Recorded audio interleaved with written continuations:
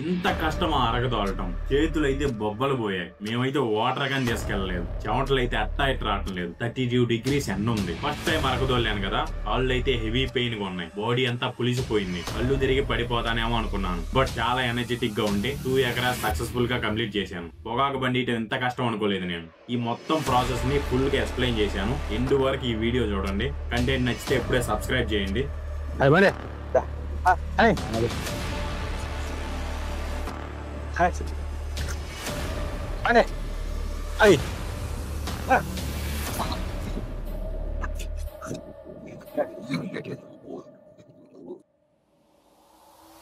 Hello everyone, అందరూ ఎలా ఉన్నారు? ఇప్పుడే ఎత్తులు వచ్చేసాయి. చాలా సినిమాల్లో నార్మల్ గా అరకు ఎలా తోలాలనేది చూపిస్తా ఉంటారు. అది ఒక 5 seconds కానీ 10 seconds కానీ మినిమం ఒక 1 minute చూపిస్తారు. బట్ అరక తోలే ముందు ప్రాసెస్ ఇంకా ఎక్కువ ఉంటది. ఆ ప్రాసెస్ ఏంటంటే అరక ప్రాపర్ గా కట్టుకోవాలి. ఏదైనా ఒక చిన్న మిస్టేక్ జరిగినా గానీ మనం అరక తోలేటప్పుడు ఈ మొక్కలు ఉంటాయి కదా, ఆ అరక అనేది ఆ మొక్కల మీదకి వెళ్ళిపోయింది. ఆటోమేటిక్ గా మొక్కలు అనేవి చనిపోతాయి. అంటే మనం లేపేస్తాం మొక్కల్ని. అందుకే ప్రాపర్ గా అరక అనేది కట్టుకోవాలి. సో ఇప్పుడు ఈ అరక ఎలా కట్టాలనేది మా ఫాదర్ చూపిస్తున్నారు మీకు. సో ప్రాపర్ గా చాలా ఎక్స్పీరియన్స్ ఉంది మా ఫాదర్ కి. అయితే ఐ థింక్ ఒక 25 years ఆఫ్ ఎక్స్పీరియన్స్ ఉంది మా ఫాదర్ కి. సో అరక అనేది చకచకా కట్టేశారు. నేను కొంచెం స్పీడ్ లో పెట్టాను వీడియో అనేది, చాలా లాగ్ అయిద్దని. అండ్ ఈ అరకలో ఉపయోగించే సామాన్లు ఏమేంటి అంటే కాడుమాని, అంటే ఎద్దుల మీద పెట్టేది, ఎద్దుల మెడ మీద పెడతారు కదా, దాన్ని కాడిమాని అంటారు. నెక్స్ట్ 2 గొర్రెలు, అంటే యాక్చువల్లీ ఒకరైనా తోలొచ్చు, బట్ ఒకరు తోలితే చాలా లేట్ అయింది. అందుకే 2 గొర్రెలు ఉపయోగించారు ఇక్కడ. 2 అంటే 2 మనుషులు ఉండాలి. ఇంకా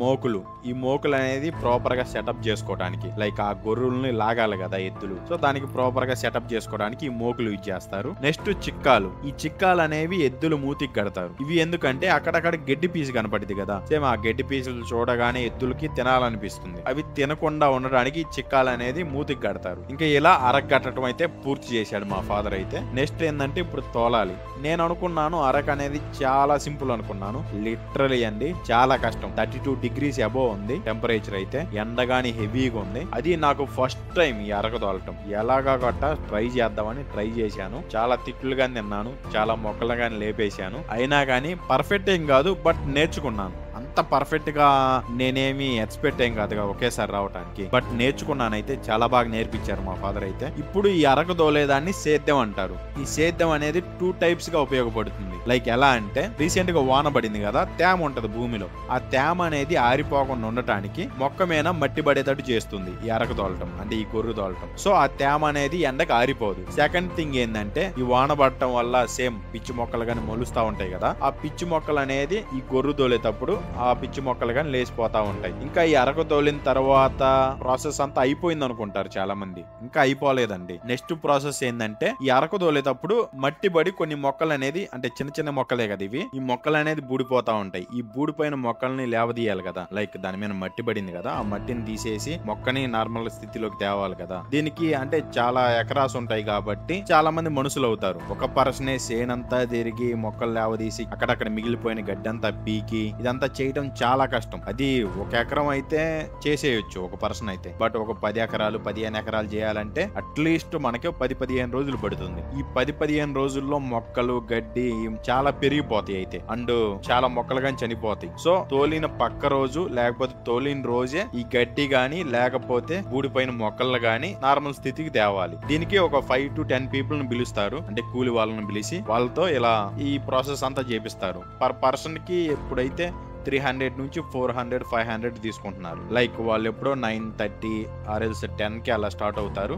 ఈవినింగ్ 4 or 5 దాకా వర్క్ చేస్తా ఉంటారు. ఇప్పుడు ఎద్దులు ఆపాం కదా, అక్కడ దాకా ఒక 1/2 ఎకరా అయితే సక్సెస్ఫుల్ గా కంప్లీట్ చేసాం. ఈ 1/2 ఎకరాకే నన్ను అయితే పిచ్చ బూతులు తిట్టాడు మా నాన్న అయితే, బట్ నేర్చుకున్నానులే. కొంచెం చెప్పడం మర్చిపోయాను కదా, ఈ సేద్యం అనేది మేము పొగాకు తోటలో చేస్తాము. ఈ పొగాకు పండియటం చాలా కష్టం. ప్రాసెస్ అయితే చాలా హెవీగా ఉంటది. నార్మల్ గా మీకు సిగరెట్ అలవాటు ఉంటే తాగి పడేసినంత ఈజీగా అయితే ఉండదు. చాలా కష్టమైన ప్రాసెస్. లైక్ ప్రాసెస్ అనేది ఒక 1 minute లో చెప్పేస్తాను, క్లారిటీ వచ్చింది. ఫర్ ఎగ్జాంపుల్ ఒక ఎకరా తీసుకుందాం. ఆ ఎకరాని మనం ఫస్ట్ దుక్కి తోలాలి. లేకపోతే ఒక నార్మల్ గా ఇప్పుడు మీరు ఆ దుక్కి తోలినారు అనుకో, ఒక 20 days తర్వాత గొర్రు తోలాలి దాని మీద ట్రాక్టర్ తోటి. ఇలా గొర్రు తోలిన తర్వాత 1 day or 2 days తర్వాత అచ్చు తోలాలి ఎద్దులతోటి. అచ్చు అంటే ఎలా అంటే ఒక స్క్వేర్ షేప్ లో తీసుకురావాలి. ఈ అచ్చు తోలటం ఎద్దులతోనే తోలుతారు. నార్మల్ గా ట్రాక్టర్ తో తోలటం చాలా కష్టం. తోలొచ్చు బట్ సరిగ్గా రాదు. ఈ అచ్చు తోలిన తర్వాత ఈ 4 నారు కొనక్కరాలి. పొగాకు నారు అనేది ఒక మూటలో ఒక 2000 నుంచి 3000 మొక్క ఉంటది. ఒక మూట అనేది 2000 నుంచి 3000 4000 అలా ప్రైస్ ఉంటది. సో ఆ నారు కొనుక్కొచ్చి తర్వాత కొన్ని నీళ్లు అనేది అచ్చు సాల్లో వేసి ఆ మొక్క అనేది నాటాలి. నాటిన తర్వాత